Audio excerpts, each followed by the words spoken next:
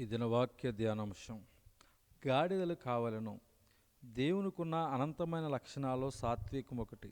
ఆయన సాత్వికుడై గాడిదను భారవాహక పశువు పిల్లయైన చిన్న గాడిదని ఎక్కువ నీ యొద్దకు వచ్చుచున్నాడు. మత్తయి సువార్త 21:5 అని ప్రవక్త పలికిన ప్రవచనం నెరవేరాలంటే, ఆయన సాత్వికుడని నిరూపించబడాలంటే ఆయనకు కావలసింది సింహమో గుర్రమో లేక ఒంటి కాదు. ఆయన కావలసింది కేవలము విలువలేని గాడిద మాత్రమే. అవును, ఈరోజు లోకానికి యేసయ్య దీనుడని కనబరుచుటకు దీనత్వం గల క్రైస్తవులు కావాలి. యేసయ్య సాత్వికుడు అని కనపరచబడుటకు సాత్వికులు కావలను. ఆయన పరిశుద్ధుడని తెలియజేయుటకు పరిశుద్ధులు కావలను. ఆయన రోషము గల దేవుడని లోకమునకు కనబరుచుటకు దేవుని కొరకు రోషము గలవారు కావాలి. ఆయన ప్రేమగలవాడని నిరూపించుటకు ప్రేమగల క్రైస్తవులు దేవునికి కావలను. ఎటువంటి పాపినైనా ఆయన మార్చగలడని లోకానికి చూపుటకు మార్పు చెందిన వారు కావాలి. ఎంత ఘోర పాపినైనా యేసు క్షమించును అని లోకానికి సాక్ష్యమిచ్చుటకు క్షమించబడి పరిశుద్ధముగా జీవించే సాక్ష్యం కలిగిన వారు కావలను.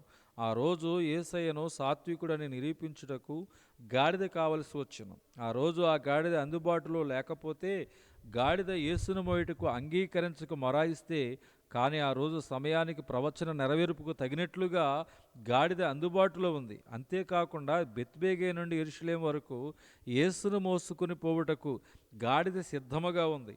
ఈరోజు యేసయ్యను సువార్త అందని చోట్లకు, నశించిపోతున్న వేల కొలది లక్షల కొలది ఆత్మల యొద్దకు సువార్తను యేసును మోసుకుని పోయే యవనస్తులు నమ్మకమైన సేవకులు కావాలి. గమనించాలి, అక్కడ కట్టబడి ఉన్న గాడిద కట్లు విప్పిన తర్వాతే యేసును మోయుటకు ఆ గాడిదలు వాడబడను. అలాగే నేడు ప్రతి పాపపు కట్ల నుండి, బంధకాల నుండి, సైతాను పాపిష్టి సంఖ్యల నుండి, శరీరేచ్ఛల నుండి, రహస్య పాప జీవితము నుండి విడిపించబడిన వారు యేసునకు కావలను. కోతెంతో విస్తారం, పనివారు బహు కొద్దిగా ఉన్న రోజుల్లో ఉన్నాం. మన దేశంలో ఒకప్పుడు 100కి 3.6% క్రైస్తవులు అయితే నేడు 2.4% పడిపోయిన స్థితి.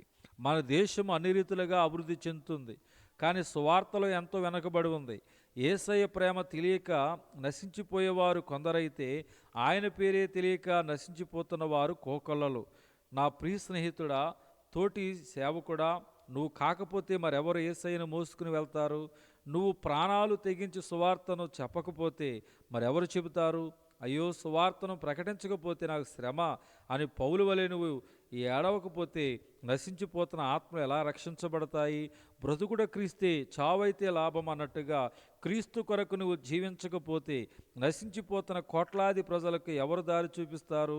కనుకనే నేటి నుండైనా ఆయనకు అందుబాటులో ఉండు.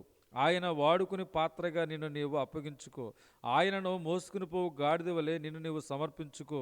దేవుని పరిచర్యలో నీ వంతు కృషి చేయి. నీ చేతికి ఇవ్వన పనిని శక్తి వంచన లేకుండా చేయి.